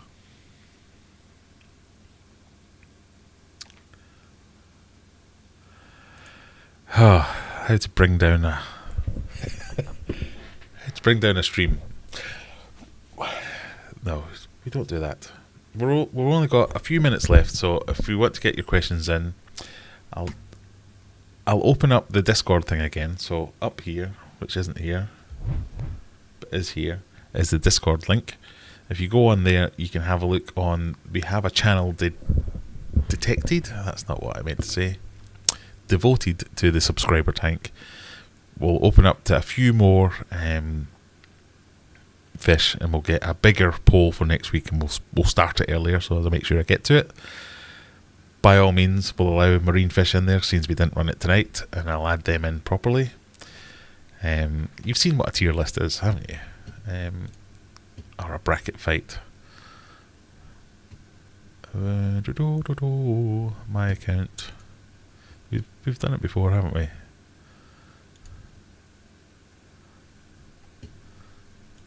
So if you remember, it's this kind of thing. So we put all the fish into boxes, we run a quick poll, one against the other, and whatever one gets to the final and gets to be the winner, that's going to be the main fish, the first fish that goes into the subscriber tank. And it will probably determine how big the subscriber tank is, whether it's freshwater, marine, whether it's a nano, massive, whatever, any fish at all. If it's remotely possible and doesn't bankrupt me, I'll try and set as few rules as possible as to what it could be. So, join Discord, link up there. Suggest some fish in there. If someone could paste the link into the fundraiser again, we'll do that fundraiser and we'll do one final giveaway. If we get to £200, we'll do some more giveaways. How about that? We're not quite there yet. Not quite there. We can have a few pennies. Just donate a few pennies. That doesn't matter if you do or not. It's a fantastic achievement raising that much money in one night.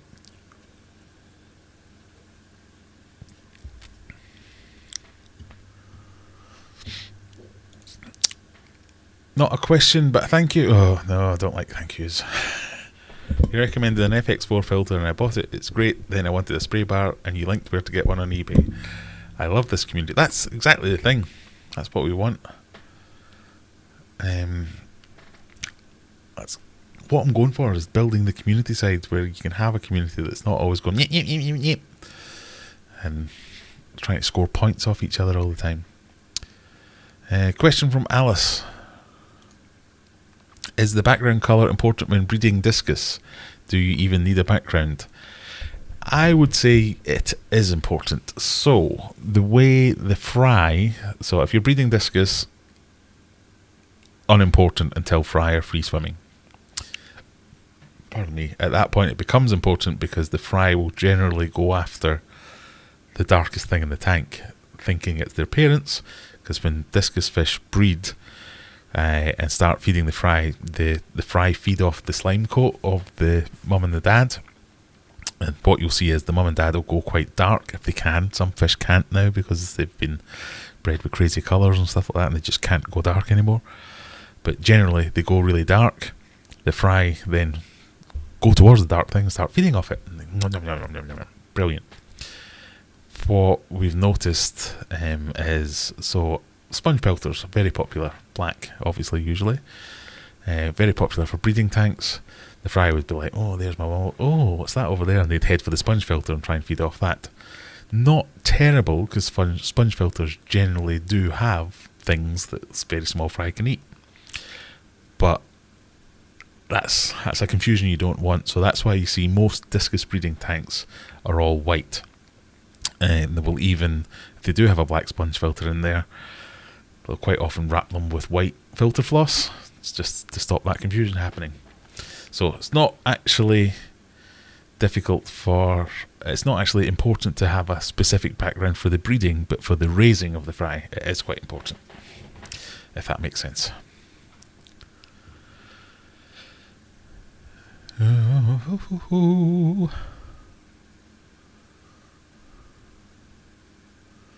Was that the question that I missed? Hopefully I got there. Right, last couple of minutes, let's give away a couple of key rings. Can we do a quicker way of doing giveaways? I can't remember. So what can we do?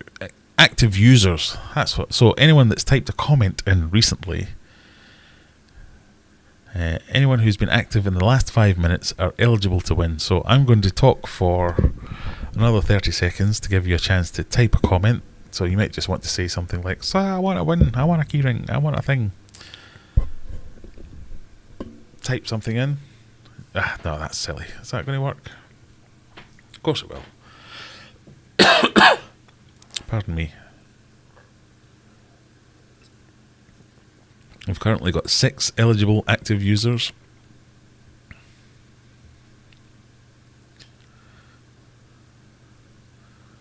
There you go. People are now typing comments. We'll give away another couple of key rings after this, and then I shall bid you adieu. I want you to, if you want to check out some more fishy content, I'm sure Scott will now be typing out a link into Coldwater Aquatics, and you can go and watch those guys and see what they're up to. Tim Rag. Tim is Carp and Discus, which is going to be no more. So if you've got any Discus questions, get them in quick. Tim's the guy to answer them. Anything I know about Discus I learned from Tim almost. Right, we've got 16 eligible users.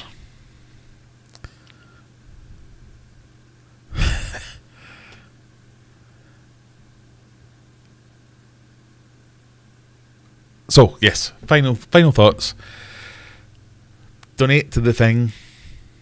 Click any things you can click. Go and join the channel, subscribe to the channel, like the channel, share a video, watch a video, do a thing, buy a thing, join, buy, click, all good. And donate to the donatey thing. If you don't want to do any more fishy stuff, you just want to hang out afterwards, jump on Discord and we'll say hello. I will do it after I have to have a pee. I'll check in and make sure everything. So let's do a bit of a roll. Little face. And drum roll, please.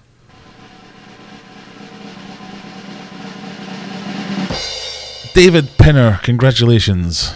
You have won a keyring.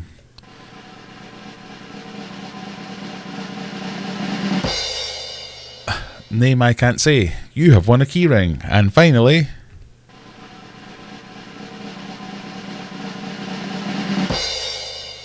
Eric Harden, congratulations. You know the drill, everyone. Send me an email. Tell me where you live. Tell me what you want. I'll send you a thing. Otherwise, click some stuff. Final look to see if the fundraiser's done anything better. Have we made our target? Well, closer. Getting there. Thank you very much, everyone. I will keep this open for a while and we'll see how we get on. Thank you all for joining me. Send me an email if you want a thing. See me in Discord afterwards if you want to chat. I've not had my dinner yet, so I have to go and cook that, so I might not be there for a while. Otherwise, thanks for joining me, and we'll see you next week, where we will finally do the picking of the fish. Bye!